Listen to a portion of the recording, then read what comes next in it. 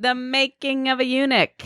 This guy. Prince Harry says quitting can be good for your mental health. Oh, yes. It's great to take job advice from a literal prince. Who does this?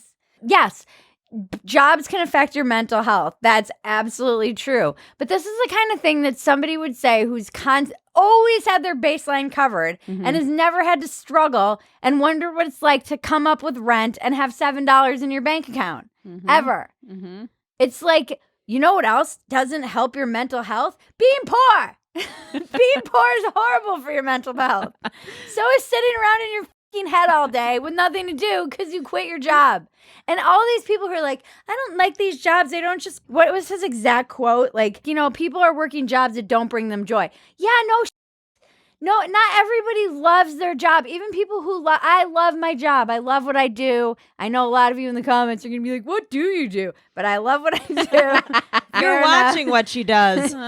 Fair enough. But I love what I do. But there are elements of this that are fucking pain in the ass and that are tedious and boring and that I don't always want to do. And that is just called making a living and doing things. That's just called life, folks. I hate to tell you, not every moment of your life is going to bring you joy. What are you, the fucking Marie Kondo of work? Prince Harry? You're just like, oh, you don't like that job? Just throw it away.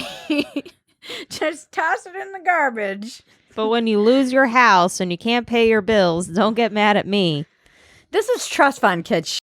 I'm telling you. This is just like ridiculous. Yeah, his title is Chief Impact Officer, which is like basically just the corporate version of being an Instagram influencer.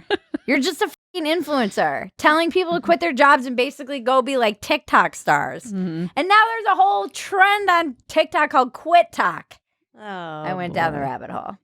Yeah. So you didn't have to. And let me tell you, it's first of all mostly all white girls, which doesn't surprise me. Because they're the worst people to work with.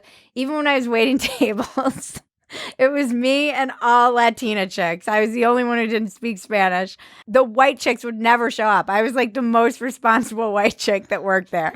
Denise, I was like, what's wrong with you white chicks? And I was like, we're lazy and entitled. And she's like, well, you're not lazy. Like, fair enough, Betty. Fair enough. Well played. On the Quit Talk, do they put the links to their OnlyFans at the bottom of their video?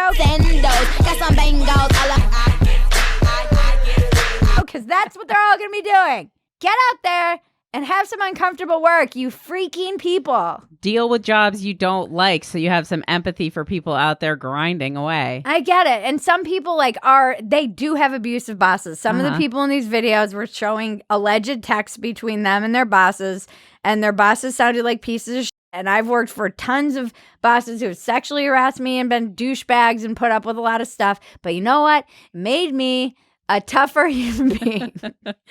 It made me resilient. You're not going to see me crying, reading my quitting speech on TikTok. Well, she might cry at any minute, but that's just the pregnancy hormones.